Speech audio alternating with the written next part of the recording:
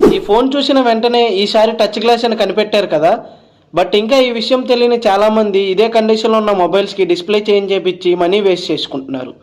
So ఈ విషయం తెలియని మీ ఫ్రెండ్స్ అండ్ ఫ్యామిలీకి ఈ రీల్ షేర్ చేయండి. సో హాయ్ ఫ్రెండ్స్, అందరికీ వెల్కమ్ బ్యాక్ టు మొబీఫిక్స్.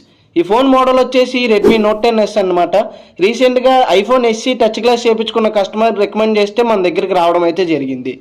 వచ్చాక ఫోన్ మొత్తాన్ని చెక్ చేస్తే టచ్ మొత్తం ఫంక్షనల్గా ప్రాపర్గా మంచిగా వర్క్ అవుతుంది. అండ్ డిస్ప్లేలో ఎక్కడ బ్లాక్ డాట్స్ కూడా లేవు. సో కస్టమర్కి టైం చెప్పి వర్క్ స్టార్ట్ చేశాము. ఫస్ట్ డిస్ప్లేని ఫ్రేమ్ నుండి డివైడ్ చేశాము. అండ్ డిస్ప్లే బాగా బ్రోకెన్ అవడంతో డిస్ప్లేకి టేప్ వేసి నీట్గా జాగ్రత్తగా డిస్ప్లే టచ్ గ్లాస్ని కట్ చేశాము. ఇంకొకసారి టచ్ మొత్తం ప్రాపర్గా వర్క్ అవుతుందో లేదో చెక్ చేసుకుని టచ్ అంతా ఓకే అనుకున్న తర్వాత డిస్ప్లే మీద ఉన్న గ్లూని క్లీన్ చేశాము. అండ్ 100% ఒరిజినల్ టచ్ గ్లాస్ని డిస్ప్లేకి పేస్ట్ చేసి యాజ్ ఏ న్యూ కాంబో లాగా రీపబ్లిష్ చేసి కస్టమర్కి ఇవ్వడం అయితే జరిగింది. సో